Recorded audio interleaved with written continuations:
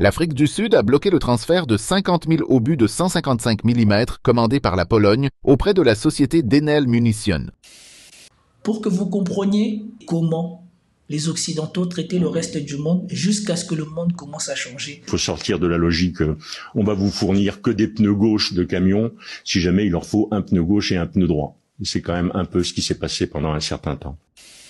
Notons que les gardes-frontières et la police polonaise ont bloqué jeudi soir à l'aéroport de Varsovie un avion avec 120 membres du service de sécurité et les journalistes qui étaient arrivés d'Afrique du Sud et qui avaient l'intention d'accompagner la mission jusqu'à Kiev. Bonjour mesdames et messieurs, bienvenue sur ma chaîne. Alors aujourd'hui une vidéo intéressante par rapport à l'actualité de l'Occident et du Sud global. Je m'explique. Il n'y a pas si longtemps, vous êtes au courant que les Européens, ou en tout cas les Occidentaux, avaient du mal à trouver des munitions pour aider l'Ukraine. Et donc, on a eu les différents pays occidentaux qui ont décidé de chercher là où se fournir en obus et ont mis de l'argent pour améliorer leur machine de production d'obus.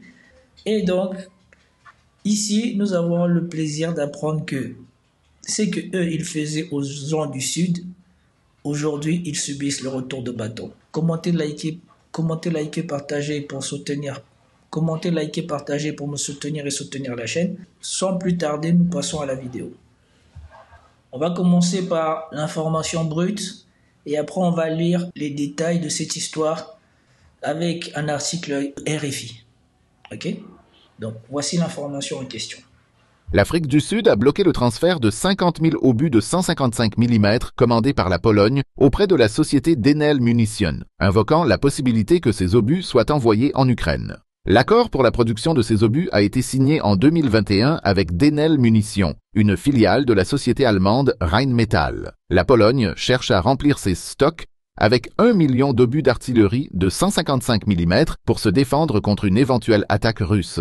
Son industrie nationale ne peut en produire que 30 000 par an, avec des sous-traitants également en Slovaquie. En mars 2023, le gouvernement polonais a approuvé une résolution confidentielle pour augmenter la production et l'achat de munitions. Varsovie a également décidé de s'approvisionner en obus d'artillerie en Corée du Sud et envisage de construire une usine pour accroître la production locale. L'Ukraine est également partenaire de Rheinmetall, l'un des principaux fabricants d'armes allemands. En résumé, voilà ce qui nous est dit de cette information. Moi, je l'ai appris grâce à Zach Moikassa qui a publié cette information comme quoi l'Afrique du Sud avait bloqué un stock d'armes destiné à la Pologne. Et donc je suis parti faire mon enquête. La vidéo de Zach Moikassa aussi est très bien et il y a des éléments de la vidéo de Zach Moikassa ici que je reprendrai. Toujours est-il que je suis parti faire mon enquête et la source que j'ai trouvée avant de trouver la vidéo dont je vous ai parlé, c'est ici. C'est un article chez RFI. Le titre de l'article, c'est « L'Afrique du Sud bloque une commande de munitions passée par la Pologne ».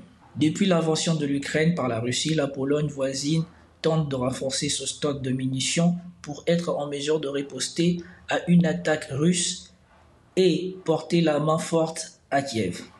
Mais on vient d'apprendre qu'une commande de munitions passée à une usine sud-africaine est bloquée par le comité de contrôle des armes conventionnelles de Pretoria, qui craint de voir ses munitions dirigées contre Moscou. Notre correspondant à Varsovie, Adrienne Sarla, c'est elle qui dit ça, les milliers de munitions de 155 mm commandées par la Pologne, j'espère que vous avez toujours en tête ce qu'on avait vu ici, qui est toujours dans ma chaîne, la vidéo qui montrait que les obus produits par les Européens ou les obus de 150 mm produits par les Européens fournis à l'Ukraine poser des complications à l'armée ukrainienne sur le champ de bataille, car après le tir, la douille est restée coincée. Faut regarder. Nous retrouvons Sacha au petit matin. Quand il n'a pas l'œil rivé sur son canon, il scrute attentivement le ciel. Des drones, des cabs, il y a tout le temps quelque chose en l'air. Depuis 4 heures du matin, c'est leur infanterie qui avance. Situation difficile sur le front. Ces artilleurs sont prêts à tirer, mais depuis des heures, c'est l'attente. Et elle risque de durer. Bien reçu.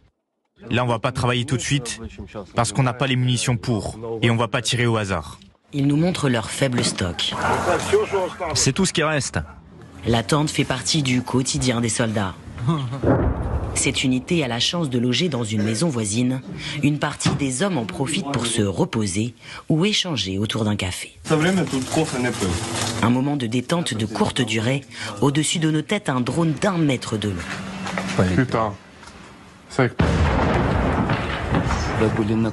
Quand on était à Kupiansk, je pensais que c'était dur là-bas. Mais après être arrivé ici, j'ai compris que c'était ici que c'est la merde.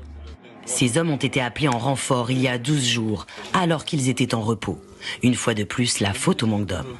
Qu'est-ce que vous voulez? Les jeunes ne veulent pas y aller. Ils sont tous normalement constitués, mais ce sont des lâches. Des drones russes continuent de survoler la zone.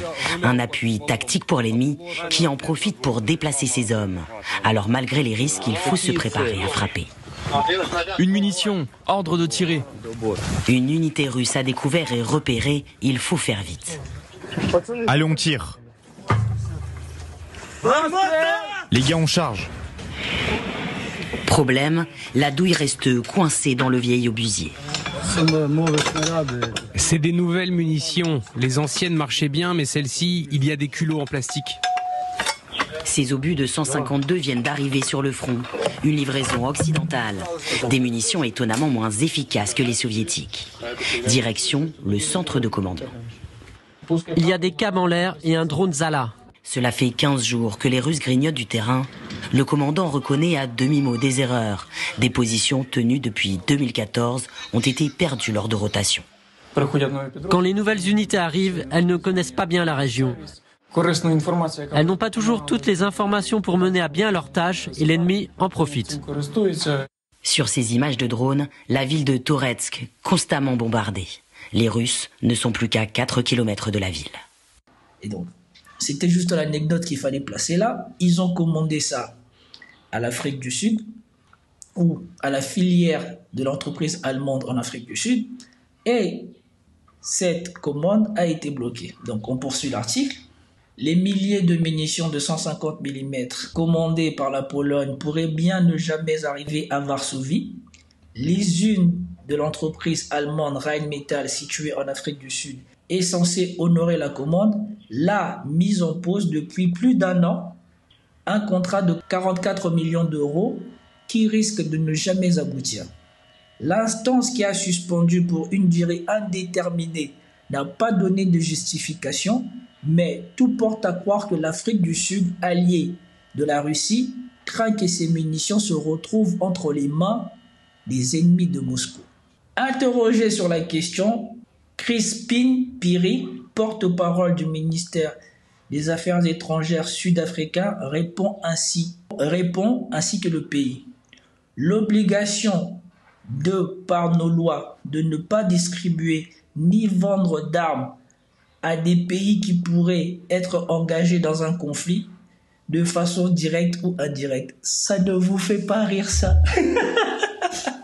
Bon, j'en rigole parce que vous allez tout de suite comprendre pourquoi. Cette phrase ne vous fait-il pas rire?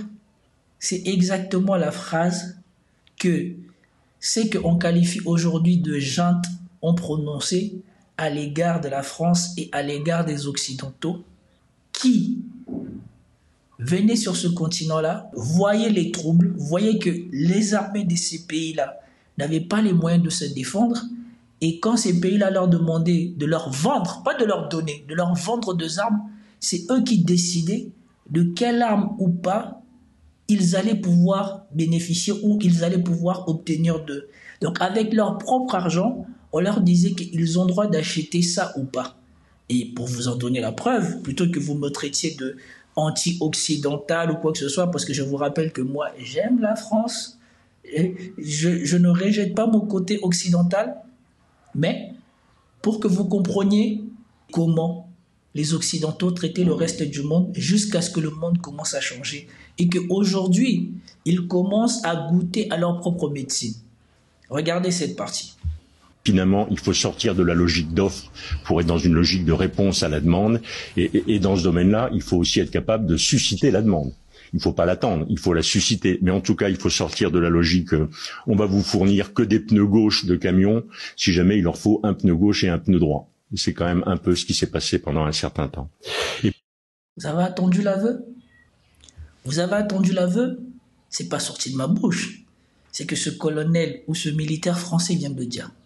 Il faut sortir de la logique de l'offre et répondre à la demande. Pendant des années et des années, c'est comme ça que l'Occident a traité le reste du monde. On ne va pas vous fournir ce dont vous avez besoin pour l'intégrité de votre pays, pour votre sécurité, pour garantir votre sécurité. Non, on va vous fournir ce que nous, on a besoin de vendre. Et en échange, c'est nous qui allons assurer votre sécurité pour pouvoir changer de dirigeant quand on veut. Et c'est pour cela que ces gens-là ne supportent pas tous les bouleversements qui se passent en Afrique et partout ailleurs, où des gens ont décidé désormais de prendre en main leur souveraineté et de contrôler eux-mêmes leur pays. En Haïti, c'est parti loin. On est parti jusqu'à l'élimination du président. Je ne sais pas s'ils sont impliqués, mais en Haïti, c'est ça. Et en RDC Congo, pendant plus d'une dizaine d'années, le pays est sous balkanisation, le pays est attaqué dans l'Est. Le Rwanda avait le droit de s'équiper en armes avec l'aide des Occidentaux, mais le Congo qui était attaqué, alors qu'ils avaient les rapports de l'ONU qui dénonçaient ce qui se passait à l'Est du Congo, n'avait pas le droit de s'équiper en armes. Vous vous rendez compte? Voilà pourquoi je trouve important de rapporter ce fait aujourd'hui et d'illustrer que le monde, il est en train de changer. Que le monde d'avant est déjà fini. J'allais dire le monde, il est en train de se... Non, le monde d'avant est déjà fini. Le pétrodollar est déjà fini. L'imposition hégémonique du monde est déjà finie. Et les Occidentaux commencent à peine à goûter à ce qui va leur arriver sur le long terme. Et ils ne sont pas contents. Et donc, pour revenir à la suite de notre article, mais retenez ce que je vous ai dit ici, on va revenir sur comment a répondu le porte-parole du ministère des Affaires étrangères de l'Afrique du Sud. L'obligation par nos lois de ne pas distribuer ni de vendre d'armes à des pays qui pourraient être engagés dans un conflit de façon directe ou indirecte. N'est-il pas beau cette formulation-là? N'est-il pas la formulation que les Occidentaux nous servent tous les jours? À une telle formulation, que peut dire la Pologne? Puisque le but même de cette vente d'armes est une implication directe ou indirecte dans un conflit. Soit pour préparer un conflit qui n'existe pas, puisque eux, ils inventent toujours que la Russie veut les attaquer, et aussi se montrent toujours favorables à leur propre intervention dans le conflit russo-ukrainien. N'est-il pas beau ce refus? Finissons et on va revenir sur autre chose encore. Cette décision est en tout cas une douche froide pour la Pologne qui cherche à regonfler son stock de munitions depuis plus d'1 an par l'intensification de ses achats d'une part, mais aussi par sa production nationale. Depuis la suspension de ce contrat sud-africain, Varsovie a conclu un accord à hauteur de 2,5 milliards d'euros avec sa principale usine d'armement, de quoi accélérer drastiquement sa production de munitions depuis le début de la guerre. Les capacités de production annuelles d'obus en Pologne ont plus que doublé et Varsovie espère désormais pouvoir produire 100 000 obus par an, ce qui n'est rien du tout. 100 000 obus par an, en Ukraine, c'est consommé en moins d'1 mois, ce qui n'est toujours rien du tout par rapport aux besoins d'une guerre intensive comme ça se passe en Ukraine. Mais, souvenez-vous qu'il y a 1 an, quand l'Afrique du Sud avait rassemblé un certain nombre de présidents africains pour aller à la rencontre non seulement de Zelensky, mais aussi de Poutine, c'est pendant cette tournée que l'on apprendra que vers mars 2022, la Russie avait un accord de principe pour la paix avec l'Ukraine. Et que quelques semaines après, Boris Johnson est venu en Ukraine. Et quelques semaines après, alors que les Russes ont accepté de bonne foi de retirer leurs troupes, pour favoriser cette paix négociée, soudainement, on s'est retrouvé avec le massacre soi-disant de Boucha qui est devenu le fondement du refus de l'Ukraine à faire la paix, mais aussi l'un des fondements sur lequel, soi-disant, les Russes commettraient des crimes de guerre. Je mets tout au conditionnel. Et à cette occasion, quand l'Afrique du Sud avait rassemblé les présidents africains pour aller intervenir et auprès de Zelensky et auprès de la Russie, voilà ce que la Pologne leur a fait. Le chef du service de sécurité présidentiel sud-africain, Wally Rood, qui accompagne la mission de paix des pays africains en Russie et en Ukraine, a accusé ce vendredi les autorités polonaises de tenter de saboter la sécurité du président sud-africain. C'est ce qu'a fait savoir la radio SABC, notant que les gardes frontières et la police polonaise ont bloqué jeudi soir à l'aéroport de Varsovie un avion avec 120 membres du service de sécurité et les journalistes qui étaient arrivés d'Afrique du Sud et qui avaient l'intention d'accompagner la mission jusqu'à Kiev. Les actions des autorités polonaises mettent en danger la vie du président Ramaphosa, a déclaré Wally Rood. Nous sommes supposés être à Kiev, mais nous sommes toujours là. Je veux que tout le monde voit à quel point ils sont racistes. Le chef du service de sécurité était également indigné par les tentatives des gardes frontières polonaises de fouiller le personnel des forces spéciales sud-africaines, y compris les femmes. Les autorités polonaises, pour leur part, soulignent que l'avion qui est arrivé et ses passagers ne disposent pas de certains documents originaux, seulement des copies. Par ailleurs, les gardes frontières ont eu des questions concernant les armes et les équipements à bord de l'avion. Vous attendez ? Je vous rappelle qu'à cette époque-là, c'était le moment où l'Afrique du Sud traînait Israël devant le tribunal international et dénonçait le fait que ce qu'Israël faisait était un génocide. C'était le moment où le conflit entre Israël et la Palestine commençait à battre son plein. Et on avait dit que ça, c'était une intervention ou alors c'était une façon pour les États-Unis de faire passer le message à l'Afrique du Sud qu'ils étaient en train de rentrer dans leur ligne de mire. Que la Pologne avait accepté de jouer le sous-fifre américain pour mettre la pression sur l'Afrique du Sud. Et vous voyez l'humiliation ou la discrimination que la Pologne a fait envers une délégation officielle. Je ne sais pas si tout le monde ici est habitué au protocole des voyages officiels, mais vous ne venez pas chez les gens sans avoir fait au préalable les démarches nécessaires et fourni la documentation nécessaire pour pouvoir venir en paix avec vos armes et tout le personnel et tout l'équipement nécessaire pour votre voyage, surtout quand il s'agit d'une délégation officielle et qui accompagne le président ou l'exécutif du pays. Mais ici, on les a traités comme si c'était des passagers touristiques clandestins. Et ce qui est bien, c'est que tous ces pays ici-bas, c'est que désormais, la plupart des pays du BRICS se sont affranchis de la peur de l'influence américaine. Parce que l'Arabie Saoudite, quand elle ne pouvait compter que sur la protection des Américains, ne pouvait pas sortir du pétrodollar. Mais maintenant que l'on sait que Poutine, que la Chine dispose de suffisamment d'armées et d'armements pour protéger un bon nombre des pays du Sud, vous voyez que les choses sont totalement en train de changer.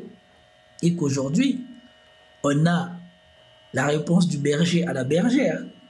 Et que désormais, c'est eux qui subissent ce qu'ils ont fait aux gens pendant des années et des années.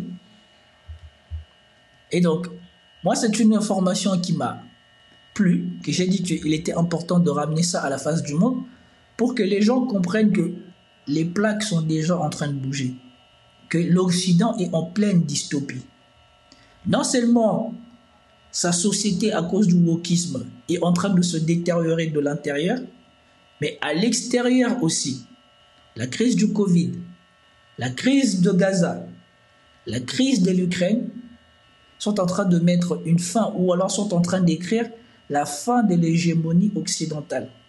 Car désormais, on applique à l'UE, ou on applique aux membres de l'UE, ou on applique aux membres de l'Occident, c'est qu'eux, ils ont appliqué au monde depuis des années, sans jamais penser aux conséquences.